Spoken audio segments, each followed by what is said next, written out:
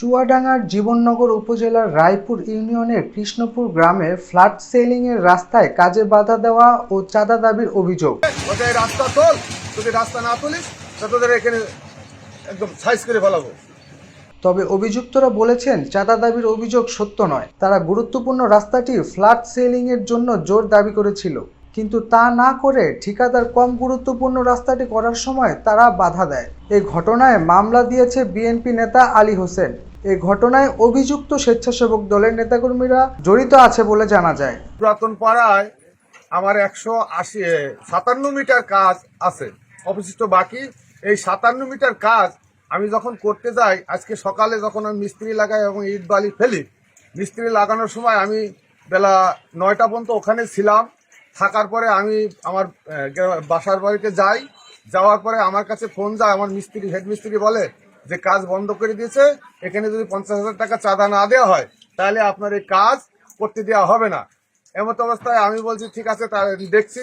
এ কথা বলার পরে আমি বাড়িতে আবার রওনা দিই, এইদিকে রওনা দিয়ে পরে দেখি আমাদের মিস্ত্রিদের মেরেছে এবং আমাদের মিস্ত্রিকে দড়ি দিয়ে বাঁধতে চেয়েছে। আর ওই রাস্তা 150 ফিট মানে প্রায় 50 মিটার কাজ করা হয়ে গেছে, ওই কাজটা পুরো আমার এই মিস্ত্রিদের উঠিয়ে নিয়েছে। এটা কে করেছে? এটা করেছে হলো আনিসুর এবং হলো তুহিন। এরা এই রাস্তাটা উঠিয়ে দিয়েছে, পুরো রাস্তাটা আমার উঠিয়ে দিয়েছে। সাথে আর কেউ ছিল ওদের সাথে? ওদের সাথে কারা ছিল না, আমি ওই আমার মিস্ত্রির মধ্যে শুনলাম আনিসুর আর তুহিন। ওদের দড়ি দিয়ে গাছে ভেঙে ফেলতেছে। ওদের ভয় দেখে ওদের রাস্তা তোল, যদি রাস্তা না তুলিস তোদের এখানে একদম সাইজ করে ফেলাবো।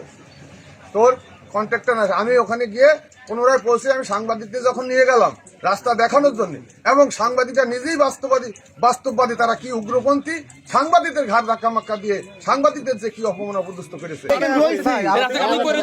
না না করে দেওয়ার তো কথা না, আপনারা এসব জায়গা নিয়ে গেছেন, আপনাকে ক্ষমতা আছে তো রাস্তা করে দেওয়ার রাস্তা করে দেওয়ার কথা কেউ বলেছে?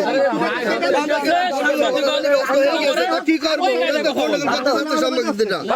সাংবাদিকরা গন্ডগোল করতে চাচ্ছে এখানে, তারা একটা সামাজিক মানুষ, এখানে এসে তারা গন্ডগোল করতে চাচ্ছে।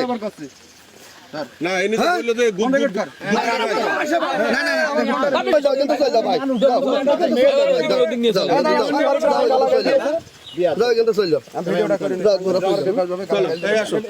কাজ নেই, এর বহুত লোক এখন এসব মানুষ বুঝে ফেলে। নাম কি ভাই? আমার নাম দরকার নেই, নাম বলেন।